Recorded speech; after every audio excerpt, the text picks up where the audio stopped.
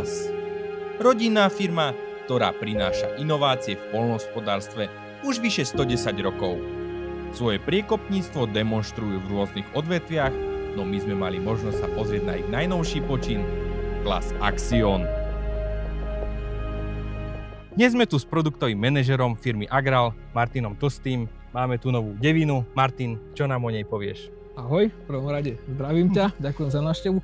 No máme tu nášho nového krasavca, ktorý je teda aktuálne najväčšou novinkou na výstave Agritechnika na stánku Class.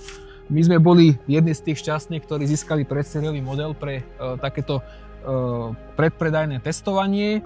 Čiže máme tu novú 9. generáciu našich traktorov, čiže predchodca 900 Axionu,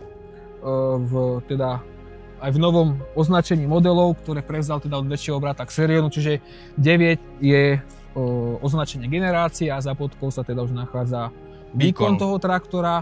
V tomto prípade u tých nových 9 máme 5 modelov od 320 až po najsilnejšiu 450, ktorú máme teda tu za nami. Čo by si na nej také vypichol, také 3 body? 3 hlavné piliere toho traktora sú pohodné ústrojenstvo, kde teda máme osvedčený motor FPT o objeme 8,7 litra, ktorý je teda spojený s prevodovkou C-Matic novej generácie, ktorá získala striebornú medailu na výstave Agritechnika za funkciu automatickej detekcie zaťaženia, ktorá nám vlastne prináša to, že tá prevodovka je vďaka umelej inteligencii samoučiaca a učí sa vlastne, čo sa stále na tom poli deje, kedy a akou funkciou napríklad zahlubujeme to náradie do zeme. Jasné. A on automaticky tie pohony tomu prispôsobuje, aby teda to náradie zahlboval plynovo, aby tam neboli tie nejaké skokové zaťaženia toho motora, toho hnacieho ústrojenstva, a teda zaručuje nám to efektivitu, lepšiu spotrebu paliva, pohodlie obsluhy a samozrejme aj dlhšiu životnosť komponentov. Pozerám, že aj kabína je čisto nová. To je druhý pilier, na ktorom sa vývojári zamerali najmä na pohodlie obsluhy, pretože tá obsluha bola vždy dôležitá, ale čím ďalej je ešte dôležitejšia. Takže máme tu úplne novú kabínu, novej generácie s prepracovaným odpružením, je lepšie odhlučnená vďaka tesniacím materiálom, akustickým oknám.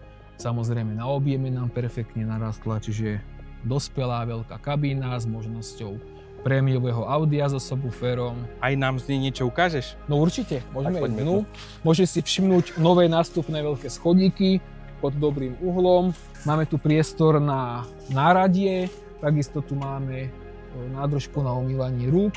Máme tu tlačítko, ktorým si dokážeme nielen svetlo, ale takisto s ním aj zobudíme baterky a zobudíme riadiace jednotky. Takže ja keď ráno prídem k tomu traktoru, stlačím si cvaknú baterky, rozsvieti sa nám traktor a naštartujú sa nám moduly ovládacích terminálov, čiže ja kým si teraz obídem stroj, sadnem si do kabiny, tak tie terminály sa nám načítajú a nemusíme dlhavo čakať na nejaké načítávanie tých terminálov. Tak ja ťa pozývam dnu.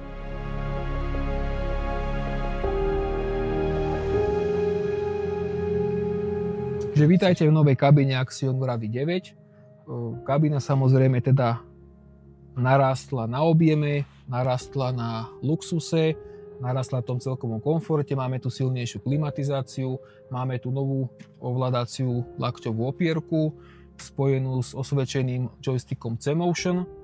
Máme tu nové displeje CBIS Connect, ako už napovedá ten názov CBIS Connect, jedná sa o novú generáciu displejov a to je vlastne aj ten tretí pilier, o ktorom som chcel hovoriť, a to je konektivita, kedy tie displeje a ten samotný traktor je pripojený na automatickú dokumentáciu po vzore traktorov a kombajnov od Classu. Displeje po novom obidva môžu zrkadliť rovnaké údaje, rovnaké nastavenia, čiže je na voľbe tej obsluhy, na ktorom displeji si čo zobrazí, či už je to navigácia alebo parametre toho traktora. Viem si ich jednoducho prehádzovať medzi sebou, na ktorom chcem mať čo zobrazené. A pribudol nám tu tretí dashboard terminál, ktorý nahradzuje starý tachometer a zobrazuje teda tie základné prevádzkové údaje traktora, ako sú otáčky, tempomaty, stavy prevádzkových náplní a v spodnej časti môžeme vidieť potom rýchly náhľad nastavenia jednotlivých hydraulických okruhov a ramien. A čo konektivita? Konektivita je jedným, ako som spomínal, z pilierov toho traktora, čiže máme tu automatickú dokumentáciu po vzore kombajnov, kedy bez toho, aby obsluha musela zadať nejaké parametre. Ten traktor sám tie údaje odosiela na cloud Class Connectu, kde s ním potom dodatočný management farmy vie ďalej pracovať. Čo by som ešte vyzdvihol o tej kabíne, máme tu samozrejme integrovanú chladničku, môže byť jedna alebo druhá, potom ešte miesto opierok na nohu. Už keď som pri opierkach na nohu, tak máme tu 50 stupňové natáčanie sedadla, kde si môžem pohodlne vyložiť nohy pri práci. Čo sa týka sedadiel, sedíme v predsériovom traktori, kde ešte neboli dostupné prémiové sedadlá, ale v sériových modeloch nájdeme sedadlá od renomovaného výrobcu ISRI, ktoré budú teda v štandarde vyhrievané, odvetrávané a masážne. Na výber budú dva druhy poťahu, či už koža alebo nejaká látka. Čo sa týka samotnej konceptu tej kabíny, spomínal som teda prepracované odpruženie, akustické okná, čo nám teda zaručuje nízku hladinu hluku v tej kabíne, iba maximálne 66 decibelov. Čo sa týka nejakého ďalšieho komfortu, samozrejmosťou je prémiové audio so subwooferom, ktorý máme umiestnený pod sedadlom spolujazdca. Máme tu Bluetooth audio, máme tu ambientné osvetlenie, ktoré vlastne nám večer navodí takú príjemnú atmosféru, môžem si tam meniť farby. Čo sa týka rádia, klimatizácie, ponovom je všetko integrované do displeja a na lakťovej opierke mám skratky, ktorými sa pohodlne a rýchlo dostanem do menu toho daného nastavenia. Samozrejme, viem si tie nastavenia vyvolať aj natrvalo na tom displeji. Nechýba elektrické nastavenie, spätné zrkadiela aj s funkciou teleskopického vysúvania, rôzne roletky, nastavenie samotnej opierky v rôznych smeroch. Nový elektropilot, ktorý by som chcel vyzdvihnúť, ktorý nám umožňuje až 30 pamäťových tlačidiel v 3 úrovniach, to znamená, na joysticku mám 10 fyzických tlačidiel, ku ktorým si viem preradiť funkcie či už hydrauliky, isobasu alebo rôznych iných funkcií toho traktora a v 3 krokoch si potom môžem prepínať tie úrovne daných nastavení.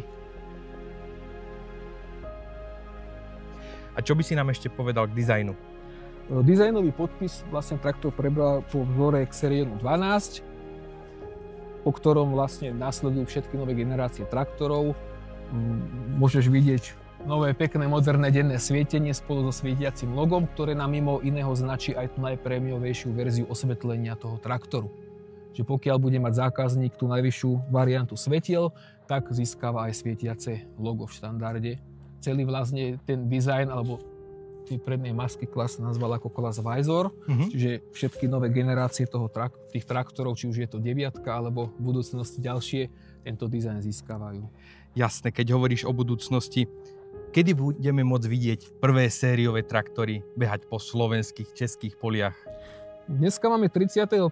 októbra, čiže tesne pred Agritechnikou, kedy je oficiálne predstavenie tých traktorov a po novom roku ideme smelo do demotúr po Slovensku, takže budeme vidieť sériové demotraktory jazdiť a už aj nejaké zákaznícke. Super. Martin, my ti veľmi pekne ďakujeme a dúfame, že ich budeme vidieť čo najviac. Čaute zatiaľ. Ahojte. Tak čo naň hovoríte?